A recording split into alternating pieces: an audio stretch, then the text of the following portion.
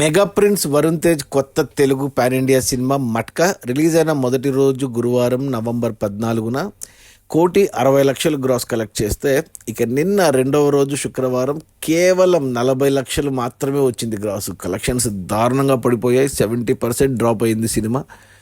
అస్సలు ఊహించలేదు మరి ఇంత దారుణంగా పడిపోతాయని కలెక్షన్స్. కేవలం 2 రోజుల్లో కేవలం 2 కోట్లు మాత్రమే వచ్చాయి ఈ సినిమా కలెక్షన్స్.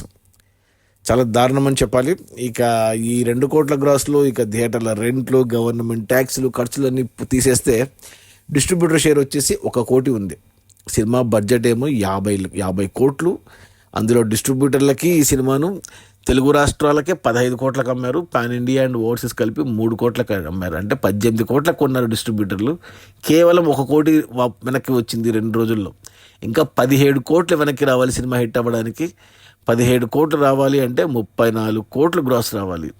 సినిమాకేమో మిక్స్డ్ టాక్ వచ్చింది, రివ్యూస్ బాగాలేవు, కలెక్షన్స్ ఏమో పూర్తిగా పడిపోయాయి. ఇక ఈరోజు శనివారం, రేపు ఆదివారం, ఈ 2 రోజుల్లో ఏమన్నా కలెక్షన్స్ వస్తే అంతే. ఇక ఆ తర్వాత కష్టమే సినిమాకు. పాపం మా వరుణ్ తేజ్కి బ్యాక్ టు బ్యాక్ ఇలా డిజాస్టర్స్ పడుతున్నాయి. ఒకప్పుడు మొదటి రోజు 10 కోట్లు గ్రాస్ కలెక్ట్ చేసిన హీరో ఇప్పుడు 1 కోటి కూడా రావట్లేదు. చాలా దారుణం అని చెప్పాలి ఇది మాత్రం. అది మన మెగా ప్రిన్స్ వరుణ్ తేజ్ కొత్త Telugu pan India cinema matka release అయిన మొదటి 2 రోజుల్లో 2 కోట్ల గ్రాసు. అందులో డిస్ట్రిబ్యూటర్ షేర్ వచ్చేసి 1 కోటి. సినిమాను డిస్ట్రిబ్యూటర్లు 18 కోట్లకు కొంటే 1 కోటి వెనక్కి వచ్చింది. మరో 17 కోట్ల షేర్ రావాలి సినిమా హిట్ అవ్వడానికి.